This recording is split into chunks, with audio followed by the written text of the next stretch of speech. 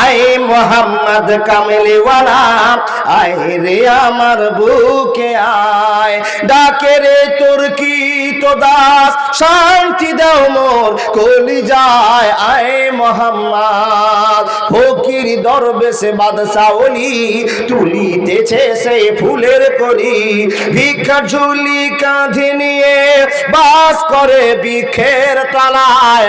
আয় মোহাম্মদ কামলিওয়ালা, আয় রে আমার বুকে আয়। কথা শোনেন, ফকির কোন সময় আপনার বাড়িতে আসবে এটা কি সিলেক্ট টাইম যে এই 12টার সময় থেকে 1টার সময়ের ভিতরে আসবি, কিংবা 9টা থেকে 10টার সময়ের ভিতরে আসবি, এরকম কি টাইম আছে? না, ফকির গোটা গ্রাম ঘুরবে, গ্রামের শেষে গিয়ে অঙ্ক করে দেখবে গোটা গ্রাম ঘুরে মাত্র 3 কিলো চাল হয়েছে, এর চাই তার বেশি হয় না। কি বলেন না? ফকিরকে দিলে 1 মুঠ দেন, কেউ 25 দেন, কেউ 50 দেন, কেউ 100 গ্রাম দেন। কারো যদি ছেলে ডুবে মরে, কোনো বিপদে পড়ে, তো সাদকা তুলে রাখে, ওটা ফকিরকে দিয়ে দেয়। কত দেয়? ½ কিলো দেয়, এর চাইতে বেশি খুব কম হয়। কি বলেন? দেখেন, ফকিরকে দিবেন মাত্র 25 গ্রাম চাল, তো ফকিরের সঙ্গে বিয়াদবিটা কি করে হলো?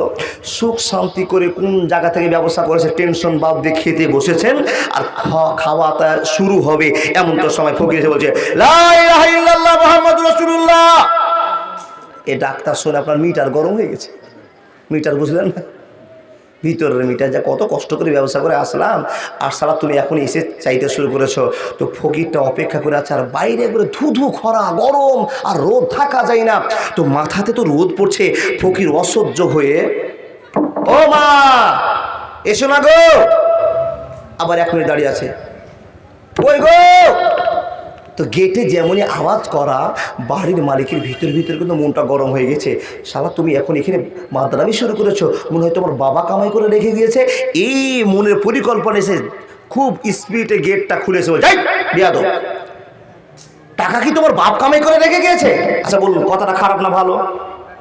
খুবই খারাপ। তোমার আদর জ্ঞান নেই যে বাড়ির মালিক কি করছে না করছে, তুমি দরজা বাড়ি দিয়ে চলে যাচ্ছ। তো ফকির তখন নরম হয়েছে, সোনা মানিক, আমি তো গরিব মানুষ, আমাকে আরো 10 বাড়ি যেতে হবে, আমার তো 3 কিলো চাল না হলে আমার পরিবারটা চলবে না, তাই আমি দিয়েছি। তোমাদেরকে না পেয়ে, তোমাদের আওয়াজ শুনতে না পেয়ে তো আমি বারবার দরজায় লেগেছি। তখন বাড়ির মালিক বলছে, তুমি এতবার দরজাতে বাড়ি দিবা কেন? যাই হোক, তর্ক বিতর্ক শুরু হয়েছে। ফকির বলছে, বাপ, আমি যদি গরিব না হতাম তাহলে তোমার দরজায় আসতাম না, তুমি যদি গরিব হতে তোমাকেও মানুষের দরবারে যেতে হতো। যখনই কথা বললাম, বাড়ির মালিকের রাগ হয়ে গেল। এই আল্লাহর বান্দা অহংকার ধরা পড়লো, আমাকে তুমি গরিব মনে করছো, ফকির মনে করছো, তোমার মতো আমি কেন ফকির হতে যাব? মনের ভিতরে একটা অন্য কথা চালু হয়ে গেল।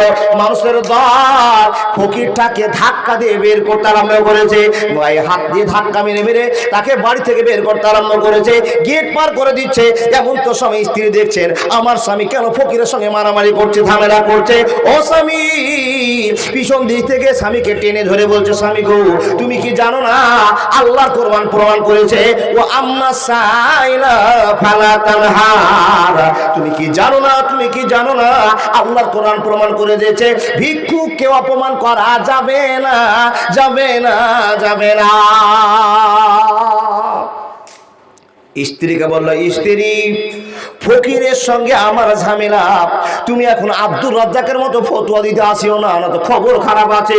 স্ত্রী আবার হাত ধরে বলছে, সোনা মানিক, তুমি আল্লাহকে ভয় করো, আল্লাহর ভয় যদি অন্তরে থাকে ফকিরকে ধিক্কার দেওয়া যাবে না। তার কারণ হলো, কোনদিন আল্লাহ তোমাকে ফকির বানাতে পারে।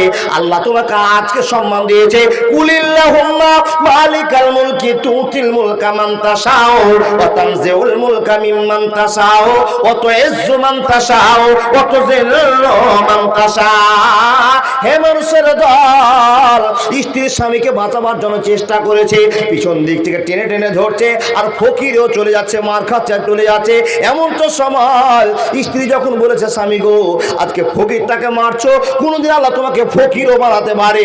এই কথার জেরে বন্ধুরে আমার, ফকিরকে ছেড়ে দিয়ে স্ত্রীর গায়ে কষে কষে মানুষের সামনে অপমান করে মারতে শুরু করেছে। স্ত্রীর চোখ থেকে জল ফেলছে, আর আল্লাহ আল্লাহকে বলছে, মাবুদ গো, আমি আমার স্বামীকে জাহান্নাম থেকে বাঁচার জন্য ছুটে আসলাম। ভালো কথা বলতেছে, মার খেলাম। স্ত্রীকে ঘরের ভিতর নিয়ে গিয়ে রাগারাগি করতে করতে স্ত্রীকে একই সঙ্গে তালাক দিয়ে বাপের বাড়ি পাঠিয়ে দিল। হে মুসলমান, যখন শক্তি হয়, যখন টাকা হয়, যখন আপনার সম্পূর্ণ রকমের সুখ থাকে, তখনই মানুষ বেশি বেশি করে আল্লাহর সঙ্গে নাফরমানি করে। বুঝাতে পারলাম না? যখন টাকা যশ হয়, খ্যাতি সম্পন্ন মানুষ হয়ে যায়, তখনই তার দ্বারা অহংকার করা সম্ভব হলো। স্ত্রীকে বলছে, এই ফকির কি তোমার বাবা হয়? ফকিরের দিকে আমার সাথে কথা বলছো, যাও। মানে এক কথা, স্ত্রীর সঙ্গে ঝামেলা করে নিল আর ফকিরকে বিদায় দিল। আর ফকির যখন গেট থেকে যাচ্ছে, তখন ফকির দোয়া করছে, আয় মোহাম্মদ কামলিওয়ালা, আয় রে আমার বুকে আয়, ডাকে রে তোর কি তো দাস, শান্তি দাও মোর কলিজায়, আয় মোহাম্মদ। ফকির দরবেশে বাদশা ওলি, তুলিতেছে সেই ফুলের কলি, ভিক্ষা ঝুলি কাঁধে নিয়ে বাস করে বৃক্ষের তলায়, আয় মোহাম্মদ কামলিওয়ালা, আয় রে আমার বুকে আয়। ফকির এবার নিজের ধান্দা আল্লাহকে ঘোষণা করছে, আল্লাহ এই লোকটাকে যদি আমি মারতে আরম্ভ করি, তো গোটা গ্রামের লোক ছুটে এসে আমাকে মেরে শেষ করে দেবে। আমি একজন ফকির, বাড়ির মালিককে কেমন করে হাত নাড়তে পারে? হে রব্বুল আলামিন, এটা বিচার তুমি করো, আমাকে কেন গরিব করেছো? আমার মতো হাজার ফকির গাছতলায় বাসতলায় কাটায়, আল্লাহ গো, গাছতলায় বাসতলায় কাটায় তোমার কাছে কোনোদিন অভিযোগ করিনি। হে রব্বুল আলামিন, আজকে তোমাকে অভিযোগ করলাম, এই লোকটার বাড়িতে আমি গিয়েছিলাম ভিক্ষা করতে, তুমি আমাকে কেন ফকির বানিয়েছো? ওই লোকটাকে কেন মালিক বানিয়েছো? আল্লাহ গো, ফকিরের কাছে মালিকের কাছে যাওয়া। হে রব্বুল আলামিন, তুমি ফকিরকে এত অসম্মান করার জায়গা কেন দিয়েছো? আল্লাহ তুমি বিচার করিও, তুমি বিচার করিও। বন্ধুরে আমার, চোখের পানি ফেলে ফেলে ফকির দোয়া করতে আরম্ভ করলো। নবী মুহাম্মদ বলছেন, তিনজনের দোয়া কবুল হবে, তার ভিতরে এক নম্বরটা হলো দাওয়াতুল মাজলুম। যারা মাজলুম ব্যক্তি, তাদের দোয়া আল্লাহ কবুল করে নেবে, অসুবিধা হবে না, হবে না, হবে না। আল্লাহর কাছে দোয়াটা কবুল হয়ে গেল। এবার দেখেন, আল্লাহ বলছেন, অত ইজ্জু মান তাশাউ অত জিল্লু মান তাশাউ বিয়াদিকাল খায়র ইন্নাকা আলা কুল্লি শাইইন কাদির। আমি যাকে আল্লাহ সম্মান দিব, পৃথিবীর কেউ তার অসম্মান করতে পারবে না। আর যাকে আমি আল্লাহ অসম্মান করব, পৃথিবীর কেউ সম্মানই করতে পারবে না। ক্ষমতার মালিক কে? জোরে বলুন। দাদা চলে যাবেন, যান, শুনতে পাবেন না। কি করে হাত তুলবেন, কতটা হাত তুলবেন, কি বললে আল্লাহ কথা শুনবে, সেটাই শুনতে পাবেন। যদি পেচ্ছাপ পায়খানা লাগে তাহলে যান, যদি তামুক খাওয়ার মনে হয় তাহলে যায়েন না, একটু ধৈর্য ধরেন। আর সুযোগ তো আছে, ঠান্ডার দিন গাড় কাপড়ের নিচে কচলালে হয়ে গেল, কিন্তু বিড়ি ধরাতে পারবেন না, এখানে আগুন দেখতে পাবো। ওরে বিড়ি, সাদের বিড়ি, কি বা তোর গুণ, পৃথিবীতে সবার কাছে লাগালি আগুন। এই বাপ দেখেন, এটা চলবে না, কিন্তু খৈনি চলবে, চালানোটা ভিতর ভিতর। আমি ছোট বক্তা তো বলবো না। এই ফজলু ভাই, ওয়ালাইকুম সালাম। আমি সময় দিব না আপনাকে, সময় দিছি। জি। একটা মেয়ে ছেলে, জি, আর 2 বিঘা জমিরা ছিল, জি, প্রত্যেক দিন 20 টাকা কাটছে। আল্লাহ যেটাকে হেদায়েত করে। আল্লাহু আকবার। 20 টাকার গাছ কে কাটছে? মানুষ না পোকাতে? আল্লাহু আকবার। এই কোন পোকা গো? একজন মহিলা, নাম বলছি, একজন মহিলা আব্দুল বাসিরের একটা হয়েছে, গাছ লাগিয়েছে। বাবা দেখেন, বিপদ আসে, বিপদ আসে মানুষের কাছে, শত্রুতা বাড়ে। 1000 টাকা দিয়েছে, আমার 500 টাকা দেব, কত হয়েছে? 1500 টাকা। মাশাআল্লাহ, আব্দুল বাসিরের বকতে এনামুল আর মহবুল মিলে 1500 টাকা দিয়েছে, মাশাআল্লাহ। আর ওদের মধ্যে দিয়েছে 200 টাকা। আলহামদুলিল্লাহ। ওয়াজ শুনেন, হয়েছে ভাই। তাহলে আমি কি করছি জানেন? ওই লোকটার জন্য দোয়া করছি। দেখেন, এরকম শত্রুতা করিয়েন না বাপ। 1 বিঘা ভুট্টা লেগেছে, মানুষ এসে ভুট্টাগুলোকে শেষ করছে। মানুষ আপনাকে কি দিয়ে বোঝায়? এখানে একটা মোবাইল হারিয়ে গেল, মসজিদের কোনো আল্লাহর বান্দা নিয়ে এসে জমা করে গেল। দেখেন, মানুষ হয়ে মানুষকে সাহায্য করে, আর আপনি মানুষ কি বলছেন? ওই বান্দার ক্ষতি করব। দেখেন, যদি কারোর ক্ষতি করেন তো আল্লাহ আপনার ক্ষতি করবেই, গ্যারেন্টি, একবারে গ্যারেন্টি, একবারে গ্যারেন্টি, এতে কোনো সন্দেহ নেই। যদি আপনি কাউকে অসম্মান করেন তো আল্লাহ আপনাকে অসম্মান করবেই। বুঝে নিয়েছেন? আর আপনাকে শোনাতে পারছি না, আমার বিষয় শেষ হবে না। আল্লাহর বান্দা, কি কথা বলছিলাম গো?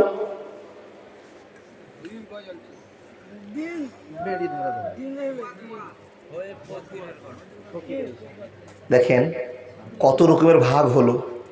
কেউ বলছে গাজাল চলছিল, কেউ বলছে দুয়া চলছিল, কিন্তু আমি ছেড়েছি কোন জায়গায় আমার তো মনে আছে, কিন্তু একটু পরীক্ষা করলাম যে এত রাতে লোড নিবে কিনা মানুষ, আমার তো মনেই আছে বাপ। তো আমিও পরীক্ষা একটু করছি যে মানুষগুলো ঠিকঠাক শুনছে না, মুরগি ঢুলন দিছে আমার ভয়ে বসে আছে। আল্লাহর ভয়ে বসে আছে না আমার ভয়ে? আল্লাহর ভয়ে। আমি কে বাপ আপনি চলে গেলে আপনাকে ধরে বসাতে পারবো না? কিন্তু আপনার কাছে একটা কথা বলে যাব, খুব মনোযোগ দিয়ে শুনবেন। যতটি লোক মুসাল্লি নামাজ পড়লো, একটাও লোকের কোনো অভাব নাই যে আল্লাহর কাছে বসে বসে 2 মিনিট কাঁদবে আর বলবে আল্লাহ সারাদিন আমি শেষ করে নামাজ পড়তেছি সারের, এখন ঘুমাতে যাবো মাহবুদ, আমার এটা প্রয়োজন এইটা প্রয়োজন। এই কথা একটাও লোক বলেনি। শুধু আমি খ্যাপার জন্মা খ্যাপা মসজিদে এক কোণে বসে হাত তুলে দোয়া করলাম, আর একটাও লোক দোয়া করলো না গো। আপনাদের চাওয়ার জিনিস কিছু নেই, আল্লাহর কাছে সব পেয়ে গেছেন। বলে মৌলভী সাহেব আপনারা যে ফতোয়া দিয়েছেন যে দোয়া করা যাবে না, আল্লাহর বান্দা জামাতে দোয়া করা যাবে না, একসাথে সবাই মিলে দোয়া করা যাবে না, আবার কেউ ফতোয়া দিয়ে বলছেন ইস্তেগফারে দোয়া করা যাবে, ফতোয়া ফরজের ভিতরে নয়। আল্লাহর বান্দা আপনার কি কিছু চাওয়ার আল্লাহর কাছে নাই? অবশ্যই আছে। তো সেটা আপনি চান না কেন? কিচ্ছু যদি চাওয়ার না থাকে, আল্লাহ তোমার কাছে হাত তুলে এক মসজিদের কোণে বসে মাবুদ তুমি ছাড়া আমাদের জায়গা নেই, হে রব তুমি আমাকে জান্নাতটা দিও, এই কথা বলতে পারবেন না? 5 দিন দোয়া করলে যদি আপনার একদিন আল্লাহ কবুল করে নেয় তো আপনার জীবন ধন্য হয়ে গেল। এ বাপ কেন ভুল করছেন, কেন ভুল করছেন? মানুষ এখন ডিজিটাল নামাজি হয়েছে, যে এখনই আসসালামু আলাইকুম রহমতুল্লাহ, আসসালামু আলাইকুম রহমতুল্লাহ, রাস্তায় সুবহানাল্লাহ করতে করতে চলে যাচ্ছে জমির দিকে। বাপ ও বসে আর 5 মিনিট সুবহানাল্লাহ বলতে পারলো না। ঠিক কিনা বলেন দেখি? ঠিক। আল্লাহর বান্দা পৃথিবীতে এই রোগ চালু হয়েছে, যেমনই সালাম ফিরা হলো আর সালাম ফিরার সঙ্গে সঙ্গে উঠে গেল। এখানে যে জিকির আজকার আছে, দোয়া আছে, একটাও লোক করে না। খালি কখন সুবহানাল্লাহ, তো সুবহানাল্লাহ যে গুনছে শোনা শোনা শোনা শোনা শোনা শোনা। আচ্ছা ফেরেশতাই তো বুঝতে পারে তো কি বুঝবে বল?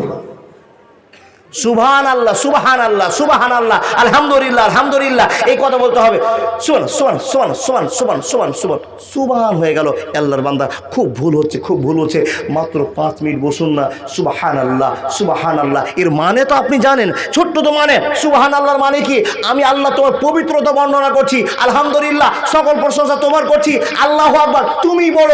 এই কথা যদি মন থেকে বুঝিয়ে না বলে তো কি হলো গো বাবা, কি হলো লাভ? দেখেন তাকান, তাহলে দোয়া করবো তো ইনশাআল্লাহ, দোয়া করবো তো, দোয়া করলে আল্লাহর কাছে ভালোবাসা পাওয়া যাবে। দেখুন ফকির দোয়া করছে, আল্লাহ আল্লাহর কাছে গ্রহণ করলো, আল্লাহ গ্রহণযোগ্য মনে করেছে, ফকিরের দোয়া আল্লাহর কাছে গ্রহণযোগ্য হয়ে গিয়েছে। মুসলমান একটু মনোযোগ দিয়ে শুনে যান, জীবনটা শুরু হয়ে গেল। যেই লোকটা বাড়ির লোক গালে থাপ্পড় মেরেছিল ফকিরের, এই লোকটার বিপদ দুনিয়াতে চালু হলো, কিন্তু মালিক বুঝতে পারলো না ফকির মারার জন্য আমার অবস্থায় হয়েছে। যে বড় বিজনেসম্যান সাইড চালাচ্ছিল দিল্লিতে, হঠাৎ করে 5টা লেবার মরে শেষ, হঠাৎ করে একটা মেশিন ভেঙে শেষ। এই যে লস শুরু হলো, রব্বুল আলামিন বলছেন আমি সম্মান দিয়েছিলাম 20 বছর, তোমার টাকা হয়ে গেছে 5 লাখ টাকা, 50 লাখ টাকার মালিক হয়ে গিয়েছো, তারপর তোমার অহংকার শুরু হয়ে গিয়েছে। আবার আল্লাহ আমি ভাঙতে শুরু করলাম, বান্দারে দেখে নাও বুঝে নাও তোমার সংসারে সুখ থাকবে না। বিক্রি করতে করতে করতে করতে বাড়ি বিক্রি হলো, গাড়ি বিক্রি হলো, সব শেষ হয়ে গেল। বন্ধুরে আমার স্ত্রী তো বাড়িতে নেই, ফকিরের সঙ্গে সঙ্গে বিদায় হয়ে চলে গিয়েছে। যে মানুষের দল 5 বছরের ভিতরে সব বেঁচে কিনে শেষ হয়ে গেল, নিরুপায় হয়ে এক দেশ থেকে আর এক দেশ পালিয়ে গিয়ে, এক গ্রাম থেকে আর এক গ্রাম পালিয়ে গিয়ে ভিক্ষা করে করে জীবন চালাতে শুরু করলো। রব্বুল আলামিন বলছেন ওয়াতুযিল্লু মান তাশাও, আমি যাকে জিল্লতির মধ্যে ফেলবো কেউ বাঁচাতে পারবে না। গ্রামে ভিক্ষা করতে খুব লজ্জা লাগছে, 3 গ্রাম পার হয়ে গেছে ভিক্ষা করতে। ও বাপ দেখেন এখানে একটা খেলা ঘটছে, যে খেলার মালিকের নাম আল্লাহ। জোরে বলুন কে? সবাই মুখ থেকে বলুন না, খেলার মালিকের নাম কি? কতটা নেকি পেলেন? 100টা সাগিরা গুনাহ মাফ হয়ে গেল। সুবহানাল্লাহ বলুন, সুবহানাল্লাহ বলুন তো কতটি মাফ হলো? আল্লাহ বলছেন এর বিনিময়ে তোমার জান্নাত হতে পারে। জোরে বলুন আলহামদুলিল্লাহ। মাঝে মাঝে প্রশংসার কথা বলেন। আল্লাহ বলছেন লা তুলহিকুম আমওয়ালুকুম ওয়ালা আওলাদুকুম আন যিকরিল্লাহ, আমার জিকির থেকে তোমরা দূরে সরে যেও না। দেখেন দেখেন দেখেন কি কথা বলছিলাম। ফকির এক গ্রাম থেকে আর এক গ্রামে চাইতে শুরু করেছে। ঠিক 8 বছর 10 বছর পর গ্রামের গিয়ে চৈত্র মাসের সময় লা ইলাহা ইল্লাল্লাহ কিন্তু কিছু বিটি ছেলে আছে গো বাপ, ফকিরের দুঃখ জ্বালা বুঝে, কিন্তু মা বোন এ ফকিরকে দেখতে গিয়ে নিজের ইমান শেষ করিয়েন না। কি করে বলবি সাহেব, এখনকার ফকিরেরা বাপ রাগ করিয়েন না, যদি কেউ থাকেন আমার ভাইরা হয়তো রাগ করবে, কিন্তু রাগ করিয়েন না, সব ফকিরের কথা বলছি না। এখন কিছু ফকির আছে বা পেটের ফকির নয়, বিল্ডিং মানা ফকির, বোঝাতে পারেনি? ও পেটের জন্য ভিক্ষা করতে আসে না, এখন আর বিল্ডিং মারা হয়েছে, প্লাস্টার হয় না, তার জন্য ভিক্ষা করছে। আর পৃথিবীতে মনে হয় গরিব মানুষ মুসলমানই আছে, ট্রেনে বাসে এমন সুবহানাল্লাহ আলহামদুলিল্লাহ শুরু করছে, বাপকারে ট্রেনে উঠে দেখেন, কিন্তু ওকে গাল দিবেন না, বুঝাতে পারেন অশোনা তুমি তো টাটকা সুন্দর মানুষ, কেন ভিক্ষা করছো বাপ? মুসলমানের দুর্নাম হচ্ছে বাপ, তোমারও দুর্নাম হচ্ছে। ফকির কোনোদিন 5 তলার মালিক হতে পারে না, যারা ছোট একটা ব্যবসা করে 2 টাকার তারা 5 তলার মালিক হতে পারে, কিন্তু ফকির কোনোদিন বড় লোক হবে না। ফকির ফকিরই থেকে যাবে, অতএব তাকে বুঝান, কিন্তু ধিক্কার দেওয়া যাবে না। আল্লাহর বান্দা এই লোকটা গ্রাম ত্যাগ করে চললো কোথায়? ভিক্ষা করতে। আর কিছু কিছু মা বোনকে দেখবেন, ও মারা ফকির আওয়াজ শুনলে একবারে 1 কিলো চাল, হাফ কিলো চাল স্বামীকে, বেটাকে, বউকে ফাঁকি দিয়ে দিতে যায়, এরকম 1000টা মেয়ে আছে, তাই না বাপ? ভিক্ষা তো মেয়েরাই বেশি দেয়, ছেলেরা কমই দেয়। ছেলেরা দিলে 5 টাকা বের করে দিল, 10 টাকা দিল, 50 টাকা দিল, চলে গেল। আল্লাহর বান্দা কিছু কিছু মেয়ে আছে বাইরে যেমনই ফকির আওয়াজ শুনেছে, বাড়ির মালকিন সে মেয়েটা স্বামীকে বলছে, ও স্বামী দেখো তো বাইরে একজন ফকির আওয়াজ শুনলাম, একটু যাও তো দেখে নিয়ে এসো তো, এত রোদ, 1টা বেজে গেছে, 2টো বেজে গেছে, আর ফকিরটা এত রোদের মধ্যে কেমন করে হাঁটছে গো, রোডে হাঁটা যায় না, একটু লোকটাকে ডেকে একটু পানির ব্যবস্থা করেন না। তো ভদ্র স্বামী আর ভদ্র স্ত্রী দুইজন পরামর্শ করে বলছে, ঠিক আছে তার ফকিরটাকে ডেকে নিয়ে এসছি, তুমি তার জন্য একটু নাস্তা পানি করো। আল্লাহর বান্দা, আচ্ছা লোকগুলো ভালো না খারাপ? যারা ফকিরের সেবা করবে, আত্মীয়র সেবা করবে, আত্মীয় স্বজন বাড়িতে আসলে সম্মানের জন্য দৌড়াদৌড়ি করবে, আল্লাহর নবী মুহাম্মদুর রাসূলুল্লাহ পড়ুন সাল্লাল্লাহু আলাইহি সাল্লাম বলছেন, তার বাড়িতে রহমত বরকতে পরিপূর্ণ হয়ে যাবে। জোরে বলুন আল্লাহ তুমি আমাদের জন্য কবুল করে বলুন আল্লাহুম্মা আমিন। আমরা যেন সবাই ফকির মিসকিন আত্মীয় স্বজনকে আমরা যেন ভালোবাসা দেখাতে পারি। আরেকবার বলি আল্লাহুম্মা আমিন। আল্লাহর বান্দা স্বামী স্ত্রীকে যখন প্রশ্ন করেছে, স্বামী চট করে ফকিরকে বলছে, ও বাবা শোনো গো, আসো আমার বাড়িতে, এই যে বাড়ির বৈঠকখানা আছে, বৈঠকখানাতে বসো। ও বাপ, সম্মানটাকে টিকে রাখতে হবে, ফকিরকে এমন জায়গাতে বসতে দেন, এমন ভালোবাসার সাথে বলছে আপনাকে, খারাপ নয়, কিন্তু বাড়ির ভিতরে ঢুকিয়ে যে পর্দার খেলাপ করবেন সেটা করা যাবে না। বাড়িতে ঢুকান, জায়গাতে বসতে দেন, যেটা পর্দার খেলাপ না হয়েছে। স্ত্রীর সঙ্গে পর্দা তো নাই গো বাপ, পর্দা তো উঠেই গিয়েছে, আর পর্দা কি করবেন? ফকিরের খালি পর্দা আছে, আর আপনার দেওয়ারের পর্দা নাই, আপনার নন্দুর পর্দা নাই, পর্দা সবার আছে। ফকিরকে সম্মান দেন। তো স্ত্রী পর্দার ভিতর থেকে স্বামীকে বলছে, এই ঠান্ডা ফ্রিজের পানিটা দাও। স্বামী তখন ফ্রিজের পানি দিয়ে আসছে, এই বিস্কুটটা চানাচুরটা দাও, দিয়ে আসছে, এই কলার ডিমটা দাও, দিচ্ছে। এই করতে করতে আরে পর্দা সরছে যাচ্ছে বাবা, পর্দা হচ্ছে, একটু দূরে সরে যাচ্ছে, আর মেয়েটা কিন্তু ফকিরের দিকে তাকাই না, হট করে দেখছে খাবার পেশ করতে গিয়ে সামনে একটা লোক ফ্যান নিচে বসে আছে, যাকে ফকির নিচে বসতে দিয়েছে আমার স্বামী। বন্ধুরে আমার, মেয়েটা পর্দার সাইড থেকে লক্ষ্য করে দেখছেন ফকিরটাকে। যখনই ফকিরের দিকে চোখ পড়া, হে আল্লাহর বান্দা এত জোরে চিৎকার করে কান্না করে উঠেছে, বিকট আওয়াজ করে চিৎকার করতে আরম্ভ করেছে। কেন কাঁদলো, কেন কাঁদলো? যখনই চোখটা পড়া দেখছেন মেয়েটা, হে আল্লাহ আজকে যে স্বামীর কাছে আমি ঘুমাচ্ছি, এই স্বামীর চাইতে এই লোকটা যে আমার বাড়িতে ফকির হয়ে আছে, এই ছেলেটার কাছে, এই স্বামীটার কাছে আমি 10 বছর জীবন কাটিয়েছি। এ মানুষের দল, রব্বুল আলামিন বলছেন, বান্দা কুলিল্লাহুম্মা মালিকাল মুলকি তুতিল মুলকা মান তাশাউ ওয়া তানজিউল মুলকা মিম্মান তাশাউ ওয়া তুইজ্জু মান তাশাউ ওয়া তুযিল্লু মান তাশাউ বিয়াদিকাল খায়র ইন্নাকা আলা কুল্লি শাইইন কাদির। আল্লাহ আপনাকে ওয়াজ শুনিয়ে দিয়ে বলছেন, মানুষ রে, কাকে কখন গাছতলায় বসাবো, কাকে কখন 5 তলায় বসাবো, এটা আমি ক্ষমতা রাখি, পৃথিবীর কেউ রাখে না। হে আল্লাহর বান্দা বান্দিরা, ফকিরকে খাওয়া বাদ দিয়ে স্ত্রীর কাছে গিয়ে স্বামী জিজ্ঞেস করছে, স্ত্রী কি হলো, কি হলো বল, কেন তুমি কান্না করতে আরম্ভ করলে? তোমার কথায় ফকিরকে ডাকলাম, আবার তুমি এখন কান্না জুড়েছো, কি হয়েছে বলে দাও। স্ত্রী মনের গল্প স্বামীর কাছে বলে না, এই জন্য বলে না। এখন যদি বলে দিই, স্বামী গো তোমাকে বাদ দিয়ে এই লোকটার কাছে আমি 10 বছর ঘুমিয়েছিলাম, একসঙ্গে দিন কাটিয়েছি, তো আমার স্বামীর মনটা ছোট হয়ে যাবে, মনটা ঘৃণায় ভরে যাবে। এই জন্য স্ত্রী আর স্বামীকে খুলে বলতে চাই না। স্ত্রী বলছে, স্বামী গো তুমি আমার কাছে প্রশ্ন করিও না। তখন স্বামী বলছেন, স্ত্রী তুমি শুনে নাও, আল্লাহর কোরআন কি তুমি পড়নি? হুন্না লিবাসুল লাহুম, কি গো এটা আয়াতটা ভুলে গেলাম, হুন্না লিবাস, যাই হোক একটা হয়ে গেলাম। স্বামী স্ত্রীকে বুঝিয়ে বলছেন, ও আল্লাহর বান্দি, আমি হলো তোমার জন্য ভালোবাসার জায়গা, তুমি আমার জন্য ভালোবাসার জায়গা। তুমি আমার পোশাক, আমি তোমার পোশাক। তোমার ভিতরে কল্পনা জল্পনা আমি জানি, আমার কল্পনা জল্পনা তোমাকে শেয়ার করতে হবে। এই তো স্বামী স্ত্রীর বন্ধন। স্ত্রী বলে দাও। যখন সম্পূর্ণ গল্প শেষ, স্ত্রী নরম করে বলছে, স্বামী গো আপনাকে 10 মিনিটের ইতিহাস শোনাতে হবে। কি ইতিহাস বলে দাও? বলে, যেই ফকিরটাকে তুমি এত আদর করে খেতে দিচ্ছ, আমি এত আদর করে খেতে দিচ্ছি, এটাকে তুমি চিনো? তখন ফকির বলছে, আমি না চিনি না। স্বামী বলছে, না আমি চিনি না। ও স্বামী চিনে নাও, চিনে নাও। তুমি আমাকে জানো বিধবা বলে আমাকে বিয়ে করেছো, আমাকে বিয়ে করে সংসার করছো। তুমি জানো যে আমি বিধবা মেয়ে, তারপর তুমি আমাকে বিয়ে করে নিয়ে এসেছো। শুনে না, আজ থেকে তোমার কাছ থেকে আমার পূর্বের স্বামীটা যে ছিল, ওই লোকটা আজকে ফকির হয়ে আমার বাড়িতে নিচে বসে খাবার খাচ্ছে। সুবহানাল্লাহ। যখন এই প্রশ্ন করা স্ত্রী, স্বামীর চোখ থেকে অঝর নয়ের জল ঝরতে আরম্ভ করেছে। স্ত্রী রে, তুমি কি সেই মেয়েটা?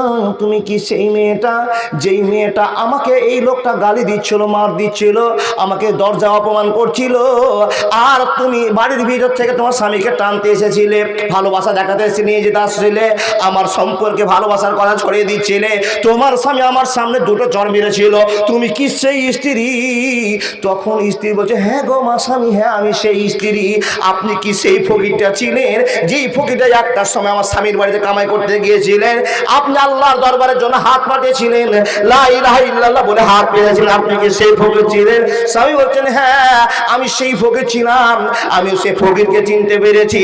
ও আমার স্ত্রী শুনে না, আমি আল্লাহর কাছে বিচার দিয়েছিলাম, হে রব্বুল আলামিন তুমি বিচারের মালিক, বিচার করে দাও। পৃথিবীর কারো কাছে বিচারের সমাধান হবে না, আল্লাহ তুমি বিচার করিও।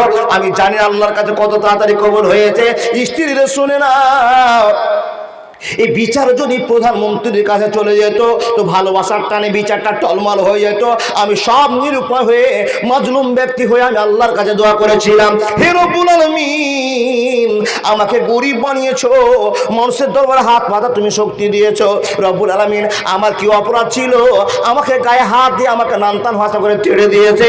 আমি আল্লাহকে বিচার দিয়েছিলাম, আজকে আল্লাহর কাছে বিচারটা দেখে আনন্দ হলো, আমার মনে আল্লাহর প্রশংসা বেড়ে গেল। আমি আল্লাহকে আলো ভালোবাসলাম, চিনতে পারলাম, হে আল্লাহ তোমার বিচার কোনোদিন সস্তা হতে পারে না, তোমার বিচার কোনোদিন ঢিল হতে পারে না, তোমার কাছে সঠিক বিচার আছে, এটা পৃথিবীর কেউ জানে না। স্বামী স্ত্রী আল্লাহর প্রশংসা করলো, আল্লাহর গুণকীর্তন করলো, ফকিরকে সম্মান দিয়ে বিদায় দিল। হে মুসলমান, এখন আপনাকে আমি বলতে আরম্ভ করলাম, আপনি যদি কাউকে কষ্ট দিয়ে থাকেন, কোনো মানুষ যদি মাজলুম হয়ে দোয়া করে দেয়, তো ওই দোয়াটা কবুল হয়ে যাবে, পৃথিবীর কেউ রদ করতে পারবে না। কিছু বুঝলেন? দুটো আছে, উঠবেন না একটা লোক, দুটো আছে। আপনার কাছে বলবো, এই মানুষের দল, আল্লাহর বান্দা, মাওলানা ফকিরের দোয়া তো হাঁটতে হাঁটতে কবুল হলো, আমাদের দোয়া কি হাঁটতে হাঁটতে কবুল হবে না? হ্যাঁ হবে, হবে, হবে। আপনার দোয়া হাঁটতে হাঁটতে কবুল হবে, বসতে বসতে কবুল হবে, শুয়েও কবুল হবে, মসজিদেও কবুল হবে, ঘরেও কবুল হবে। এ আল্লাহর বান্দা, আরো দুই ব্যক্তি আছে, সেই দুই ব্যক্তির কথা বলার পূর্বে আপনাকে বলে যায়, হে আল্লাহর বান্দা, আপনি ঘরে বসে বসে দোয়া করছেন, কি দোয়া করছেন? আপনার বেটার জন্য ঠান্ডা মাথায় দোয়া করছেন, আল্লাহ আমার বেটা আমাকে ভাত দেয় না, হে রব্বুল আলামিন আমার বেটা যেন অ্যাক্সিডেন্ট হয়। এ দোয়াটা করতে পারবেন গো? ঠান্ডা মাথায় বললেন, আল্লাহ আপনার দোয়া কবুল করতেও পারে, না করতে পারে, আল্লাহ করে নিবে বেশি। কেন? মার কথা প্রমাণ আছে, বাপ দোয়া করলে কবুল হয়ে যাবে, বাপ দোয়া করলে আল্লাহর কাছে কবুল হয়ে যাবে। হে আল্লাহর বাদ, কিন্তু আল্লাহ ওই জায়গাটাকে আবার চিপে রেখে দিয়েছেন। নবী মুহাম্মদ রাসূলুল্লাহ পড়ুন সাল্লাল্লাহু আলাইহি সাল্লামকে দিয়ে খবর জানিয়ে বলছেন, হে উম্মতিরা শুনে নাও, কোনো বাপ মাকে যদি কোনো মানুষ কষ্ট দিয়ে থাকে, আর ওই মা বাপ যদি রাগের সাথে দোয়া করে, আল্লাহ আমার বেটা যেন আজকেই মরে, আজকেই অ্যাক্সিডেন্ট হয়, তা আল্লাহ বলছেন ওই দোয়াটা আমি কবুল করবো না। কেন? জানো এই জন্য কবুল করব না, এই জন্য কবুল করব না। তোমার বেটা তোমাকে টাটকা করে কষ্ট দিয়েছে, তার জন্য টাটকা করে তুমিও হাত তুলে নিয়েছো আমার দরবারে, কিন্তু তুমি তো মা, তুমি তোমার ছেলের কোনোদিন কষ্ট সহ্য করতে পারবে না, তোমার মেয়ের কষ্ট তুমি সহ্য করতে পারবে না। রাগের বসে তুমি দোয়া করে নিয়েছো, বন্দিরে না তোমার দোয়াটা এখন কবুল করব না। আপনার মা যদি রাগ করে দোয়া করে ওই দোয়াটা কবুল না হতে পারে, কিন্তু যদি ঠান্ডা মাথায় বুঝে আল্লাহকে বলে দেয় তো রব্বুল আমিন বলছেন এই দোয়া রদ হবে না, হবে না, হবে না। বাপজান মা বোন, তাই চট করে কোনো দোয়া করে দিবেন না, ঠান্ডা মাথায় আল্লাহকে ভাবুন, বুঝুন এ আল্লাহ এই দোয়াটা করব, কখন যে কার দোয়া কবুল হয়ে যাবে পৃথিবীর কেউ জানে না। দেখেন মসজিদে দোয়া করতে গিয়েছেন, দোয়া করার শিষ্টাচার নিয়ম আমরা জানি না, তাই তো আমাদের জীবনে বড় ভুল। মাওলানা কি করে দোয়া করব তাহলে? দেখেন এবার তাকান, আল্লাহর বান্দা কি করে দোয়া করবেন সেই গল্প আপনাকে শোনায়। হাতটা মসজিদে নামাজ পড়েছেন, উজু করলেন বাড়িতে, আচ্ছা উজু যারা করেছেন এখানে তাকান আমাদেরকে, উজুর নিয়ম কি করবো একটা লোক বলতে পারবেন? আমার মনে হয় 100টার ভিতরে 80টা লোকের ভুল হবে, 20টা লোকের ঠিক হবে উজু করা। বলে মুলবি সাহেব কেমন কথা বলছেন, আমরা এতদিন থেকে উজু করছি, 50 বছর থেকে উজু করছি, উজু হয় না? বলে না হয় না। মা বোন খুব মনোযোগ শোনেন, উজু তখনই হবে যখন নবী মুহাম্মদুর রাসূলুল্লাহ পড়ুন সাল্লাল্লাহু আলাইহি ওয়াসাল্লামের তারিকায় হবে। সেটা কি করে মৌলভী সাহেব? এই যে দুয়ার নিয়ম, সরি আপনাকে উজুর নিয়ম বলে দিলাম। বিসমিল্লাহ বলে শুরু করলেন, 1 মিনিট সময় লাগবে। দেখেন উজু করলেন, যেইভাবে উজু করলেন 3 বার সবই ঠিক আছে, একটা জায়গাতে ভুল হয়। কি ভুল হয়? এই টুপিটা রাখলাম, আপনি পানি নিলেন, মাসা করলেন, কি মাসা? এই পানি নেওয়ার পর মাসাটাকে প্রথম বুদ্ধি থেকে নিয়ে কপাল থেকে নিয়ে শুরু করে চুলটিকে নিয়ে গেলেন আঁচড়িয়ে কত দূরে? ঘাড় পর্যন্ত। ঘাড় থেকে আবার ফিরে নিয়ে এসে এই জায়গায় ছাড়তে হবে। এই নিয়মটা বললাম। কেউ বলছেন একবার পানি নিয়ে একবার আঙ্গুলে দাও, তাও চলবে। কেউ এক্সট্রা পানি নিয়ে যদি আপনারা মাসা করেন তাও চলবেন। সমস্যাটা কোন জায়গায় আপনাকে বলি। সমস্যাটা হলে এক জায়গায়, মানুষ আমরা যখন মুখ ধুতে যাই তখন আমাদের এই ভুলটা হয়। মুখ ধুই কি করে গো? 3 বার মুখ ধুচ্ছি, এইখান থেকে এইখান পর্যন্ত ধুলাম, আমার ভিজলো এইখান থেকে এইটুক। কিন্তু আল্লাহর বান্দা সবাই বলুন তো, এখান থেকে যে আপনার মুখের শিষ্টাচার আল্লাহ দিয়েছে, আচ্ছা মুখের বাউন্ডারিটা কোন জায়গা থেকে? মুখের বাউন্ডারি কপালের চুল থেকে নিয়ে চিপের গোড়া দিয়ে কান বরাবর হয়ে আপনার হুলকুম পর্যন্ত আসবে। এটা হলো মুখ না এটা মুখ? কোনটা? টোটাল হলো মুখ। এই জন্য দাড়িকে ধরে পানি দিয়ে খিলাল করতে বলেছে, ভিতরে লগড়িয়ে লগড়িয়ে লগড়িয়ে লগড়িয়ে এক্সট্রা পানি ভিজাতে বলেছে। জানেন তো? আচ্ছা বলুন, উজু করেছেন খুবই, কিন্তু আপনার বুদ্ধি সুখা থেকে গিয়েছে, নামাজ হয়েছে? নামাজ হয়েছে না। সারা জীবন যদি কাদের নামাজও হয়নি, দোয়া কবুল হবে না। আল্লাহ তো দয়ার সাগর, এখন আপনার দোয়া নিতেই পারে। কিন্তু যা প্রমাণ পাচ্ছি আপনাকে বলছি, আপনার দোয়া আল্লাহ নিতেই পারে। আল্লাহ দয়াময়, আপনার ভুল হলে আল্লাহ আপনাকে ক্ষমা করতে পারে। কিন্তু প্রমাণ আপনাকে বলছি, এই বুদ্ধি আপনার সুখা থেকে গেল, আপনার থুতনি ভিজলো না, উজু হলো না। উজু হলো না তো নামাজও হলো না। এবার সুন্দর করে উজু করলেন, মৌলভী সাহেব এটা আর ভুল করবে না। তার আপনি সুন্দর মুখমণ্ডলকে ভিজিয়ে দিয়ে উজু করতে গেলেন, উজু করে নামাজ পড়তে গেলেন। আল্লাহু আকবার। আল্লাহুম্মা বাইদ বাইনি ওয়া বাইনা খাতাইয়া কামা বাতা বাইনাল মাশরিকি ওয়াল মাগরিবি আল্লাহুম্মা নাক্কিনি মিনাল খাতাইয়া। সুন্দর করে ভদ্রতার সামনে কথা বলতে আরম্ভ করলেন। এমন ভাবে নিঃশ্চুপ দাঁড়িয়ে আছে, নামাজ পড়লেন, সম্পূর্ণ নিয়ম কানুন শুদ্ধ ঠিক আছে। আল্লাহর বান্দা নামাজ পড়লেন।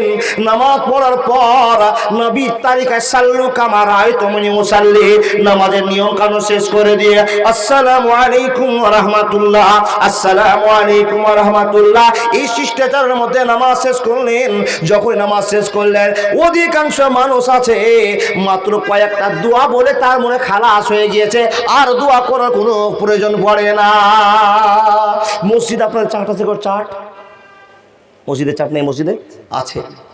ওর নিচে দেখবেন সুন্দর করে দোয়া দিয়েছে। কয়বার বললেন? আল্লাহু আকবার। কয়বার? একবার। আস্তাগফিরুল্লাহ আস্তাগফিরুল্লাহ আস্তাগফিরুল্লাহ 14 দোয়া। লা ইলাহা ইল্লা আনতা সুবহানাকা ইন্নী কুনতু। যত রকমের দোয়া আছে করে যান। আল্লাহু লা ইলাহা শেষ হলো। তারপরে কি বলছেন? কুল হু আল্লাহু আহাদ আল্লাহুস সামাদ। আবার বলছেন কুল আউযু বিরাব্বিল ফালাক। কুল আউযু বিরাব্বিন নাস সব শেষ করার পরে তখন আপনার তাসবিহ শুরু করেন, সুবহানাল্লাহ, আলহামদুলিল্লাহ, আল্লাহু আকবার 100 বার ঠেকালেন, 99 বার বললেন। তারপরে মানুষ, আপনি যদি প্রয়োজন মনে করেন আল্লাহর কাছে আমি চাইবো, আমার প্রচুর চাওয়ার জিনিস আছে, আমি আল্লাহর কাছে চাইবো, তো চাওয়ার নিয়মটা দেখেন। এখন আপনাকে একটা উদাহরণ দিই। এই দাদা আমার সুন্দর একটা সমাজের মানুষ, এই লোকটা বাড়িতে প্রচুর ইনকাম করে, টাকারও শেষ নাই, খুব আছে, প্রতিপত্তি আছে। তো গ্রামের মানুষেরা বিপদে বলে ওনার কাছে যায়, তো গ্রামের মানুষকে উনি সাহায্য করেন যত টাকা পারে। একটা কথা শুনে যান, মানুষ যদি বিপদে পড়ে তাকে যদি 500 টাকা ধার দেন তো নেকি কত মৌলভী সাহেব? আল্লাহ বলছেন মানজা আবিল হাসানাতে ফালাহু আসরু আমসালেহা, কেউ যদি মাদ্রাসা, মসজিদ, গরিব দুঃখীকে দান করে তাহলে তার আমল নামাতে 10% নেকি দেওয়া হবে। কয় পার্সেন্ট বললাম? 10%। কোনো মানুষ আপনার কাছে 500 টাকা ধার চেয়েছে, ভাই আমার খুব অভাব চলছে, একটা 500 টাকা ধার দাও তো শোনা। এই 500 টাকা যদি আপনার কাছে ধার চায় আর আপনি যদি থেকে বলেন না নাই, আর না বললেও হয় না, বলছি কেন রাগ করিয়েন না, সব ক্লিয়ার করে ওয়াজ করে যাচ্ছি। 500 টাকা দাও তো ভাই, আপনি সরাসরি বলছেন নাই কেন? ওকে একবার 500 টাকা দিয়েছিলেন তো 6 মাস দেয়নি। কেউ যদি আপনার কাছে 500 টাকা চায় তো ওকে 500 টাকা ধার দিলে নেকি কত জানেন? আল্লাহর নবী মুহাম্মদ রাসূলুল্লাহ সাল্লাল্লাহু আলাইহি সাল্লাম বলছেন, তোমাকে আল্লাহ দুটো জায়গাতে ভালোবাসা দেখাবে। কিসের? এক তো তোমাকে 18% নেকি দিবে, আর দ্বিতীয় নাম্বার হলো তুমি তার সম্মান বাঁচিয়েছো, তা আল্লাহ তোমার সম্মান বাঁচিয়ে দিবে। সুবহানাল্লাহ বলুন জোরে। দেখেন, তাহলে মানুষকে টাকা ধার দেওয়া খুবই বড় মানসিকতার কাজ আর নেকির কাজ। এখন টাকা ধার যেমনি দিবেন তেমনি তার বাপ খালি মূর্তিই আছে। 3000 টাকা ধার দিয়ে দেখেন, আজ কর বেটা মরলো, কালকর ভাই মরলো, পরশু দিন চাচা মরলো, আপনার সাথে দেখা করতে পারে না, ফোন বিজি থাকবে, এটা হলো অসুখ। বুঝতে পারলেন না? যাকে টাকা ধার দিয়ে দিলে ভেবে না যে ওই টাকাটা ঘুরতে 6 মাসের নিচে আসছে না। আল্লাহর বান্দা, এই নিয়মের জন্য টাকা ধার দেওয়া বন্ধ হয়ে যাচ্ছে নাকি? আল্লাহর বান্দা শুনে যান জীবনের ইতিহাস। আপনি টাকা ধার দিয়েছেন, জীবনটা পার করেছেন, নেকি আমল হয়ে গেছে, এবার আপনি মসজিদে দাঁড়িয়েছেন, হাত তুলছেন, তো হাত তোলার আগে নর্মালিটি ব্যবহার করতে হবে। এই লোকটা টাকাওয়ালা লোক, এর কাছে গিয়ে বলছেন রাত্রে, দেখেন কি 12টার সময় গিয়ে চাচাকে বলছেন, গ্রামে একটা বড় লোক আছে, টাকাওয়ালা আছে, ও চাচা, চাচা যে একটু উঠো তো, উঠো তো, উঠো তো, একটু দরকার আছে। তো চাচার রাত 12টার সময় টেম্পারটা কেমন হবে বলেন? উঠবে তো বাঁশলি উঠবে। এই জন্য সে 12টার সময় তো ডাকার স্টাইলটা এমন কেন? সেই ছেলেটা আওয়াজ কড়া করেছে। এবার চাচা গেট খুলে দেখছে তো কে? আব্দুর রহিম দাঁড়িয়ে আছে। এই কিসের রে এরকম আওয়াজ করছে কেন, কি হয়েছে বল? তো বলছে চাচা 5000 টাকা ধার দাও তো। চাচা 5000 টাকা দাও, তোমার বহুর অসুখ হয়েছে, আমি এক্ষুনি হসপিটাল নিয়ে যাবো। আচ্ছা বাদিয়া লোক, একটু বাদিয়া কথা বলছি বাবু, এক্ষুনি হাসপাতাল নিয়ে যাবো, তুমি আমাকে দাও তো 5000 টাকা। আচ্ছা বলেন ওই চাচা টাকাটা ধার দিবে? এই যে বুঝেছে আমার ভাই আব্দুল কাসেমই বুঝেছে, দিবে না। তার কারণ এর চাওয়াতে কোনো ভদ্রতা, নরম ব্যবহার প্রকাশ পায় না। কি বলেন বন্ধু? রাত 12টা চাচার কাছে গিয়েছেন, একবার জানালায় একবার গেটে। ও চাচা, চাচা গো, ও চাচা, চাচা গো। চাচার ঘুম ভেঙে গেছে, আওয়াজটা শুনতে বুঝতে পেরেছে এমদাদুল হাজির হয়েছে। ঠসমস করে খুলে বলছে, এমদাদুল বাবা কি জন্য অনেকক্ষণ থেকে এইদিকে একবার জানালায় একবার গেটের কাছে ডাক দিয়েছিস, কি হয়েছে, কোন বিপদের সম্মুখীন হয়েছিস বল? আমি বললাম চাচা গো আমি তোমার কাছে এসেছি, ও চাচা আমার স্ত্রী কিংবা আমার মা, আমার বেটি, আমার ভাই, আমার বোন খুবই বিরক্তময় কাজ শুরু করেছে, অশান্তিতে পড়ে গিয়েছে। ও চাচা গো হসপিটালে যেতে হবে, একটাও টাকা বাড়িতে নাই।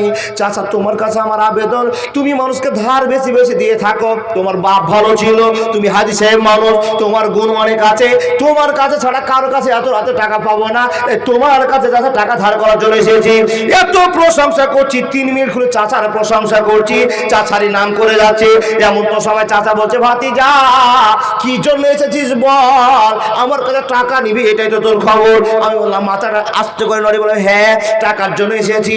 তখন চাচা বলছে, ভাতিজা এত নাম করার দরকার নাই, কত টাকা লাগবে তুই বল।